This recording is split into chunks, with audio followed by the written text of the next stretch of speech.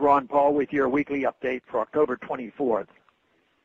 If you thought the Transportation Security Administration would limit itself to conducting unconstitutional searches at airports, think again. The agency intends to assert jurisdiction over our nation's highways, waterways, and railroads as well. TSA launched a new campaign of random checkpoints on Tennessee highways last week, complete with a sinister military-style acronym, VIPER, as a name for the program. As with TSA's random searches at airports, these roadside searches are not based on any actual suspicion of criminal activity or any factual evidence of wrongdoing whatsoever by those detained.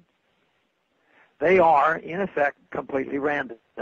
So first, we are told by the U.S. Supreme Court that American citizens have no Fourth Amendment protections at border crossings, even when standing on U.S. soil. Now, TSA takes the next logical step and simply detains and searches U.S. citizens at wholly internal checkpoints. The slippery slope is here. When does it end? How many more infringements on our liberties, our property, and our basic human rights to travel freely will it take before people become fed up enough to demand respect from their government? When will we demand that the government heed obvious constitutional limitations and stop treating ordinary Americans as criminal suspects in the absence of probable cause? The real tragedy occurs when Americans incrementally become accustomed to this treatment on the roads, just as they have become accustomed to it in the airports. We already accept arriving at the airport 2 or more hours before a flight to get through security. Will we soon have to build an extra 2 or 3 hours into our road trips to allow for checkpoint traffic? Worse, some people are lulled into a false sense of security and are actually grateful for this added police presence. Should we really hail the expansion of the police state as an enhancement to safety? I submit that an attitude of acquiescence to TSA authority is thoroughly dangerous, un-American, and insulting to earlier freedom-loving generations who built this country. I am certain people will complain about this once they have to sit in stopped traffic for a few extra hours to allow for random searches of cars. However, I am also certain it merely will take another so-called foiled plot to silence many people into gladly accepting more government and mismanagement of safety.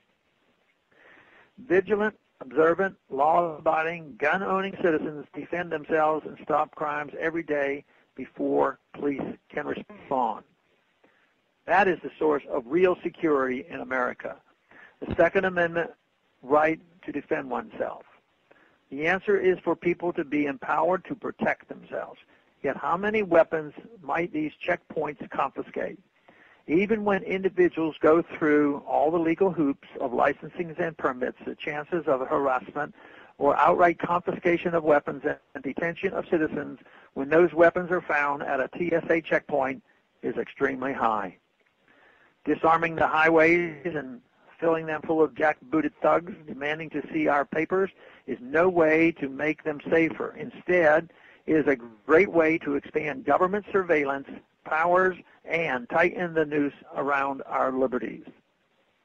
Thanks for calling this update.